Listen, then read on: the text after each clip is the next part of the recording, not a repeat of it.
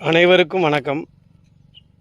தமிழகத்தில் மிக முக்கியமாக இன்றைக்கு நம்முடைய கலாச்சாரத்தையும் பண்பாட்டையும் மீட்டெடுக்க வேண்டிய பொறுப்பை மக்கள் வழங்கியிருக்கிறார்கள்.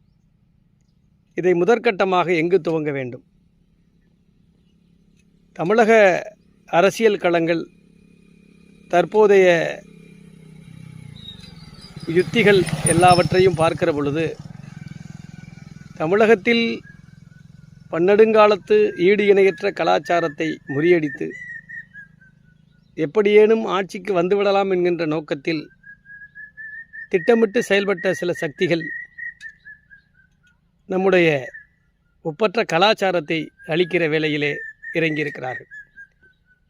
இது எதிர்கால சந்ததியினருக்கு மிகப்பெரிய ஆபத்தாக முடியும் என்பதாலே முதற்கட்டமாக பள்ளி கல்லூரிகள் ஆண்டு விழாக்களில் சினிமா பாடல்களை இயக்கி ஆடுவதற்கும் பாடுவதற்கும், சினிமா நட்சத்திரங்களை வரவழைத்து சிறப்பு விருந்தினர்களாக பேச வைப்பதற்கும் தடை விதிக்க வேண்டும்.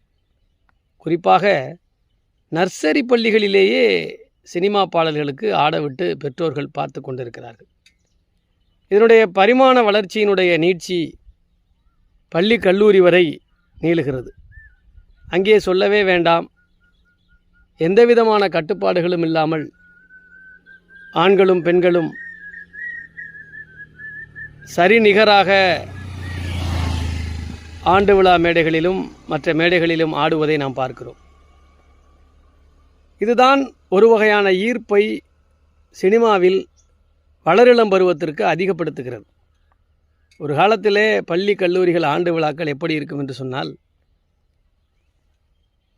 புராணங்களையும் இதிகாசங்களையும் இலக்கியங்களையும் நாடகங்களையும் எடுத்து சொல்லி அதன் வழியாக தர்ம சிந்தனையை, ஒழுக்க சிந்தனையை, நேர்மையை கருப்பொருளாக வைத்து அந்த ஆண்டு விழாக்கள் இருக்கும்.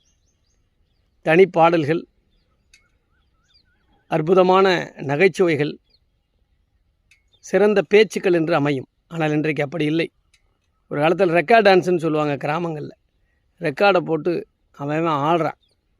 சின்ன பிள்ளைகளை, நர்சரி பிள்ளைகளை ஆட வைக்கிறோம், ப்ரீகேஜியில் ஆட வைக்கிறோம், எல்கேஜியில் ஆட வைக்கிறோம், ஹையர் செகண்டரி, அது தவிர bachelor degree, post graduate, master degree என எல்லா கல்லூரிகள்லையும் இந்த சினிமா நட்சத்திரங்களுடைய அந்த பரிபாலனத்தை குறைக்கணும், அந்த ஆடல் பாடலை குறைக்கணும்.